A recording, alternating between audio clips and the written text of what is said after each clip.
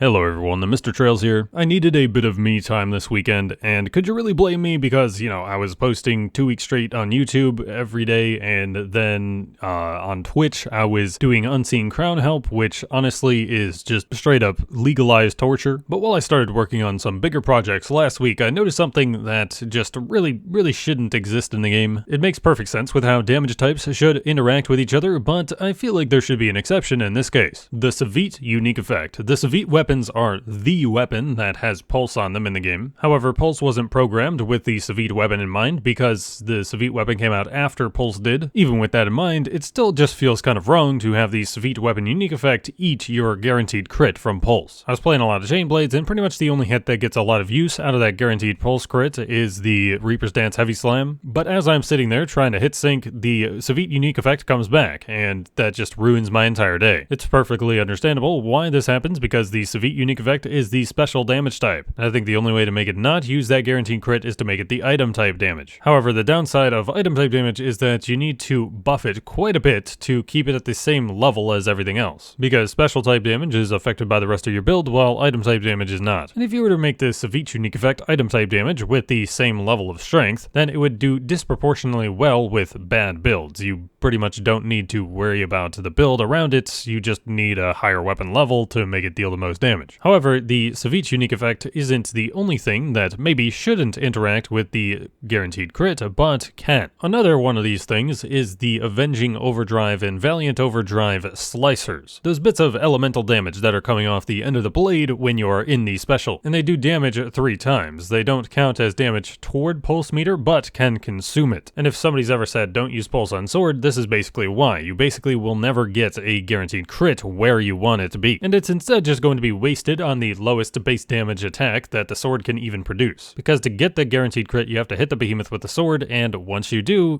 the slicers are going to take away that crit. And the volatile axe core mod on the axe also has this issue. The lowest possible base damage attack is eating the guaranteed crit from pulse, and it's going to severely eat into the axe's DPS potential with pulse installed. But taking a volatile axe core hit from 50 to 70 damage obviously doesn't really do much at all for you, but if instead the attack you're charging for is what gets the guaranteed crit, you're talking several hundred or even thousands of damage that you are missing out on there. It would be nice if these pulse interactions were given some exceptions to, seeing as they are very common interactions, seeing as pulse is a pretty widely used cell, and have one of the few cells that is considered to be good behaving in such a way that is dissatisfying to play is unfortunate. I'm certain this interaction happens with other things as well, including even escalation amps, so let me know what you've noticed it happen with. So if pulse ever does get a sort of interaction change, then we have a complete list of things that can be fixed with it. But that's going to be it for this one, guys. Thank you for watching, drop a like for me, and subscribe to the channel if you haven't done so already. And I have been Trevor, I go by TheMrTrails, and I will catch you guys next time.